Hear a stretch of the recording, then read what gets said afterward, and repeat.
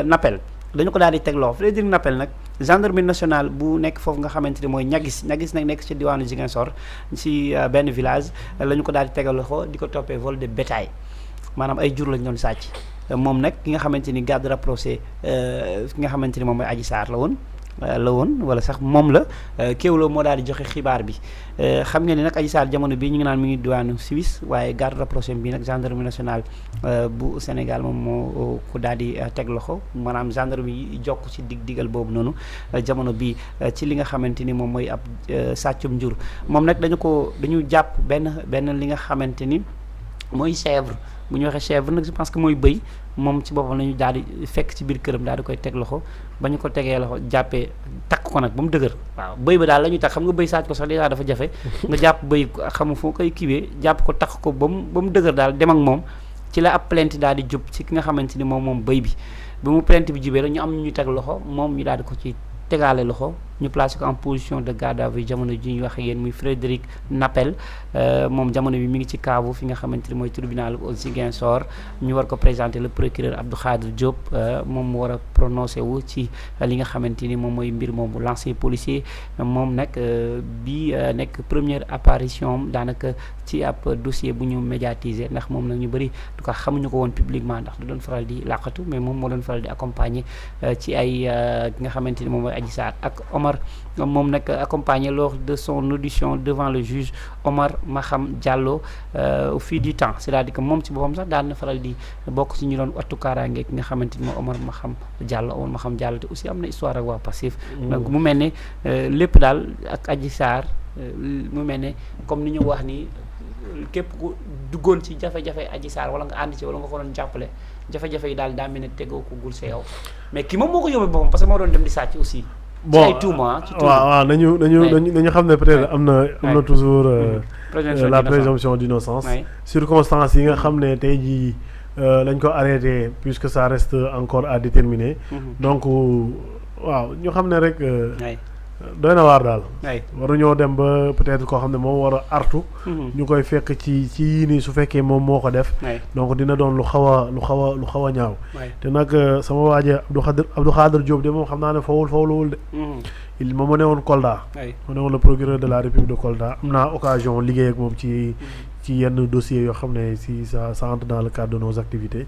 donc nekk na koo xam ne il est très rigoureux mu remplacer si ñu koy nuyu de passage le procureur Ismaïla Diallo donc mu nekk koo xam ne aussi il est très rigoureux donc su fekkee daal liñ koy toppee nii moo ko def moom dina xaw a bett dina xaw a ñaaw daal parce que su fekkee da nga nekk un garde-corps je pense que s'il fait partie des forces de défense et de sécurité donc ñu dem ba di la jiiñ loolu en tout cas su fekkee bokk na ci ñi nga xam ne da koo def dina doon loo xam ne daal du rafetul quoi parce que war nañoo mën a au moins rafetlu wala au moins honorer li nga xam ne mooy corporation bi nga xam ne fa lañ bokk au moins jéem koo gën a rafetal voilà moo gën ñu lay fekk wala ñu lay tudd ci loo xam ne même su fekkoon defu ko sax mais da fekk ñu lay ciy tudd rek déjà yàq na deram est-ce que du rejoindre un peu ñi faral di wax ay ñi yàggoon di wax day ni affaire Adji Sarr képp ku ci mos a dugal sa loxo sa àddina li ci des day neex rek doo defati lii doo nanga est-ce que du rejoindre un peu parce que aussi mbir Adji Sarr aussi voilà moom doonte moom voilà de waxoon na ku sonk ku ko sonk sànku dafa mel ni daal ñi ci mosoon a jéem dara lépp ñi ci jéemoon dara yàlla mu ngi leen di woon seen bopp de wala en tout cas àdduna daal gis nañ ne daal seen i jafe-jafe mu ngi commencé di génn benn par benn nag benn par benn ñoom ñëpp benn par benn ñu ci defoon wala ñu ci waxoon xaaj bi yëpp benn par benn ñu ngi koy gis donc nag xam nga dafa rafetul aussi góor boo xam ne defu la dara waxu la dara nga fas yéene yow ne kii parce que dafa son seul tort c'est de vouloir diriger un pays yàq ko ba nga koo yàq yoo xam ne tegoo ko ci lenn donc yàlla moom dañ naan nit ki moom suñu jiiñee dara ren ba déwén mu jig la te fekk dañ la ko jiiñ quoi donc trahison wala jéem a jël deru góor boo xam ne defu la dara muy Ousmane Sonko bi nga xam ne defu leen dara ñu bëggoon ko yàq parce que son seul tort c'est jóge plus fort reste am 15% loolu mooy tooru Ousmane Sonko jóge plus fort reste non ñu dàqee la fonction publique nga nekk député jógee plus fort reste am 15% loolu mooy tooram. parce que ba muy nekk Ousmane Sonko nekk secrétaire général de syndicat lijjantiwuñ ko ba mu fa nekkee créé Pastef lijjantiwuñ ko. mais ba mu commencé nekk plus fort reste dañ naan kii benn ñebe ci benn cin la sonal luñu. mais ñëpp gis nañ ne. nekk na assemblée. saa yu duggee ñu génn. saa yu ñu waxee ñu génn. donc suñ demee ba tey jii ni nag mu nekk am 15% ñu ne kii seen i sondage ak seen i gëstu won leen ni kii. su ngeen ko bàyyee nii. élection yi ñëw. mën naa gagné. ñu jéem koo indil ay ndëgg sërëx ñi nga xam ne dañoo taxoon ci complot boobu yëpp xaaj bi yëpp ñu ngi koy gis. donc Sonko pour reprendre moo la ko Sonko sànq.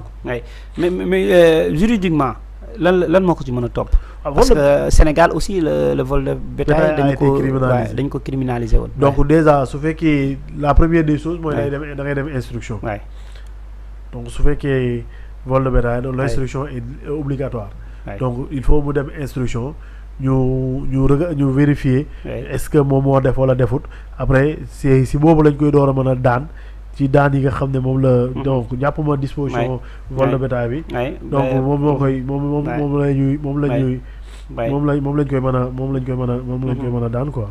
Au Sénégal, le vol de bétail est sévèrement réprimé par la loi avec des peines d'emprisonnement allant de 5 à 10 ans de prison ferme. Le durcissement législatif loi 2017-22 vise à protéger les éleveurs particulièrement quand le vol nuit à leurs activités principales avec des amendes d'au moins 500 000 francs CFA. kon moom bu deful ndànk mën na am 5 ans ba 10 ans de prison mën na ko fay. waaw su fekkee il est reconnu coupable. parce que le problème c'est ça être reconnu coupable parce que tey jii mën nañ laa jiiñ benn mbir ñu def instruction. ñu def ordonnance de non-lieu. ordonnance de non-lieu c'est-à-dire que yow li ñu lay toppee defoo ko. mën nañ laa aussi mu am ordonnance de renvoi. su amee ordonnance de renvoi peut-être jàpp nañ ne li ñu lay toppee nii da nga cee xaw a taqee. donc soo ci xawee taqee nag dañuy vérifier est-ce que yow yaa ko def wala defoo ko su fekkee defoo ko. donc danañ la mën a bàyyi su fekkee yaa ko def nag. donc la loi cet lex dura lex la loi est dure mais c'est la loi. donc les peines prévues à cet effet lui seront applicables. sauf si le juge essaie d'appliquer des circonstances atténuantes pour mën a ramener la peine en dessous du minimum. parce que ñu xàmmee ko bu baax moom moo nekk noonu ci ginnaaw affaire lii dafay rappeler ëpp lii boo xoolee bii mi ngi nekkoon procès bi moom ak Ousmane Sonko boobu Sonko ñëwul woon donc Sonko a été représenté par ses avocats donc bii la soloon robe rouge bi on se rappelle je pense que c'était en 2023 su ma jumul si date bi donc bii procès bi demoon na ba presque 1h du matin 2h du matin on se rappelle Ndeye Khady Ndiaye nekkoon enceinte taxaw ci salle 3 bi la woon ci audience boobu moom mu nekk ci ginnaawam en tant que garde rapproché am li ko ci mën a fekk également juriste nga xamante ni mooy Baye Bass daal dinañu koy wax ci li nga xamante ni moom mooy li ko ci nar a topp moom mi nga xamante ni moom mooy waaj alors que la loi de le vol en fait de bétail comme ni ma ko waxee infraction la boo xam ne dañ ko réprimer fii ci code pénal du Sénégal ci li ko ci mën a fekk 5 ans voilà ba 10 ans article 368 issu de la loi 2007-22 du 22 mai donc est puni d'un emprisonnement de 5 ans à 10 ans et d'une amende de 50 000 à 500 000 toute personne coupable de vol ou de tentative de vol commis avec l'une des circonstances prévues à l'article 366 donc s'il faut usage si le vol porte sur du bétail mooy tirer 3 bi si le vol porte sur du bétail donc la personne peut encourir une peine allant de 5 à 10 ans et d'une amende allant de 50 000 à 500 000 francs nonobstant maintenant les circonstances aggravantes yi nga xam ne c'est prévu par l'article 368 mooy vol de bétail commis la nuit avec usage de moyens de locomotion avec usage d'armes et cetera yooyu ay circonstances aggravantes la donc yooyu su ci amee peut-être peine bi aussi dina mën a ñàkk bu wàcc au-dessous du minimum voilà xanaa rek di wax ni rek comme ni ngeen ko xamee imam Mohamed Lamine Dramé lundi la ñu koy daal di àtte flagrant délit déféré nañ ko démb moom nag ñu war ko présenter le procureur moom nag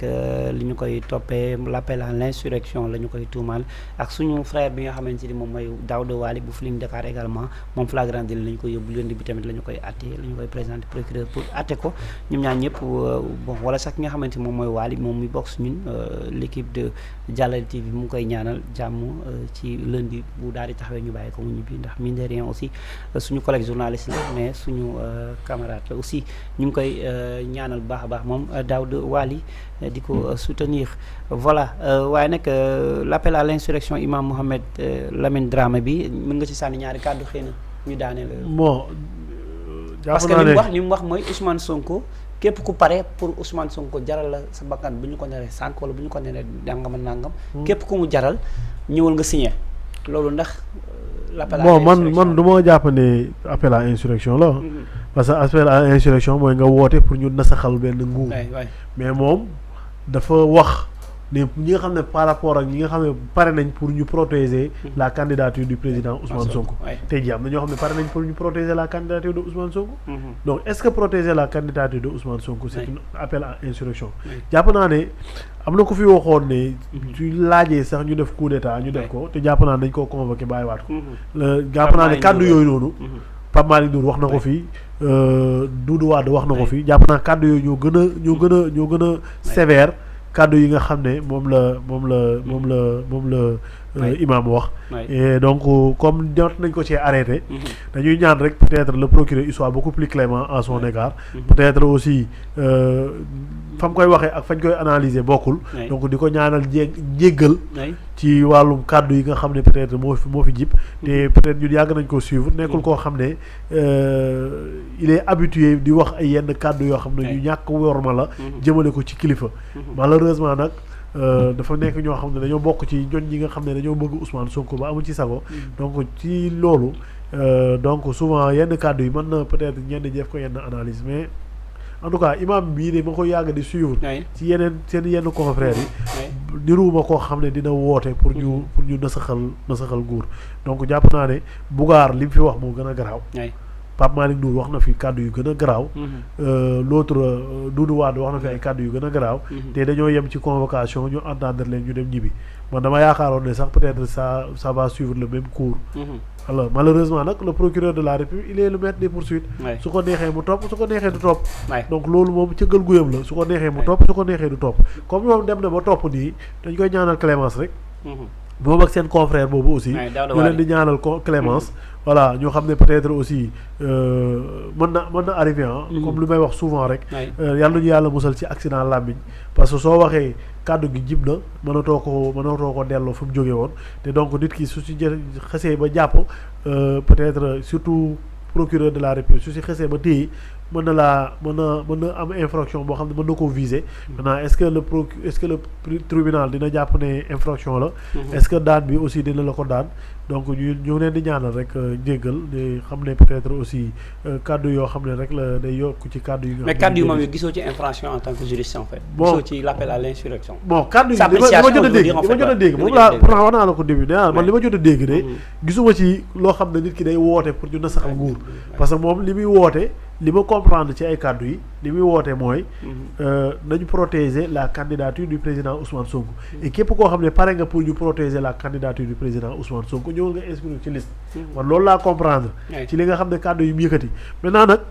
moom laa la wax xam nga nit ki moom mën nga yëkkati ay kàddu yow mën naa nekk juriste gisuma ci benn loo xam ne une infraction à la loi pénale mais le procureur de la République estime que kii nii day woote pour ñu protéger Ousmane Sonko quitte même à ce que ñu jàmmaarloo ak nguur bi fi nekk wala ñu jàmmaarloo ak force défensive yi nekk ça c'est une analyse mais encore une fois le droit pénal est une interprétation stricte mën nañoo def interprétation extensive par rapport au texte maintenant par rapport aux faits nag moom suy qualifier les faits il est libre le procureur de la République il a cette liberté de qualifier les faits bëri na fi am na ñu fi jàpp ñoom Abdou Nguer heureusement ou malheureusement man ñi nga xam ne dañ doon génn et c'est ça où se trouve le danger ñi nga xam ne chaque fois suñ fi jàppee nit ci ay kàddu dañ doon génn naan waaw kii ay kàddu la yëkkati waruñ ko woon jàpp ay genre Aliou Tine je le cite nommément gisuma leen ñu wax ci mu défendre imam quoi te pourtant ay Abdou Nguer dañuy génn wax yoon dal seen kaw ñu wax te pourtant bii déggoo waa Pastef di kaas te pourtant mënoon nañoo def comme ñoom def ay communiqué ana Babacar Ba forum du injustifiable. non forum du justifiable yow da nga xam kenn ku bokk ci forum. xam naa Babacar Ba. ak kan moom laa xam yor na. ak kan ak kan forum. mais à part Alioune Diom Sène kan nga xam Diom Sène Babacar Ba forum du justiciable doo gis keneen ku bokk ci ñoom wala doo dégg rek ñoom la ngay dégg. da nga jàpp ni au même titre ñu doon défendre ñu doon fa Abdou Nguer ak autres et ñoom Modou Fall noonu la ñu waroon défendre imam bii nii en fait. gis nga logique pour logique. logique pour logique. sooy défendre liberté d'expression. da nga ko war a défendre pour ñëpp ki bokk Pastef ak ki bokk opposition ñoo yem parce que ñoom ñëpp ci benn langue bi la. ci benn espace médiatique bi la ñuy waxee. donc su nekkee ci benn espace médiatique di wax dafay rafet nag soo condamné parce que Abdou Nguer yëkkati na ay kàddu. yoon dal ci kawam day rafet nga yëkkati sa xalima bind ne da ngaa ñaawlu jàpp bi ñu jàpp Abdou Nguer. day rafet aussi imam Dramé wala imam bu mënti doon wala keneen ku mënti doon fu mënti far je ne dis pas bu bokk parce que fu mënti far yëkkati ay kàddu ci penc bi. yoon woolu ko ci dafay rafet aussi nga yëkkatiwaat sa xalima bind. pour ñaawlu jàpp bi ñu ko jàpp. parce que soo waxee liberté d'expression fii da ngay wax liberté d'expression fee lui imam bi c'est un Sénégalais au même titre que Abdou Nguer au même titre que Badara Gadiaga au même titre que les autres qui ont été arrêtés ou bien qui ont été poursuivis dans ce pays dañ bàyyi seen yu ñuy def.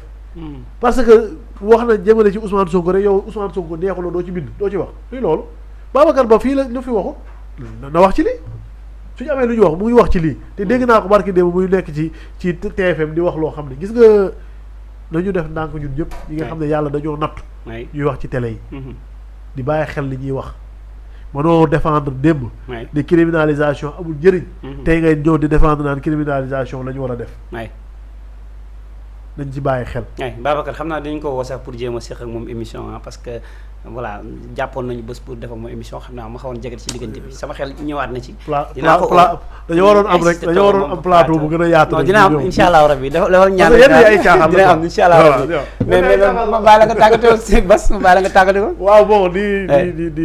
encore di rafetlu invitation bi. mu nekk ay rendez-vous di ko comme li ko Ousin waxee woon au début rek. donc koor gi ak souvent yenn activités yi parce que mercredi lañ ko naroon def. mercredi tombé vote loi bi. donc mujj ñëw. démb ñu bëgg koo def premier ministre. su wootee ñun ñëppay ñàkk. waaw donc wan ma premier ministre ak suñu image bi damay bëgg nga ma koy fàttali parce que image bi aussi dafa donc premier ministre wootee. donc ñu mënuñu woon mën a bañ a dem parce que la mu doon wax dafa amoon solo. comme donc nu mu amee solo dañ ko doon taataan. gën see def jàngat tey donc jàpp nañ ne jàngat bi ñu ci def tey jii am na solo.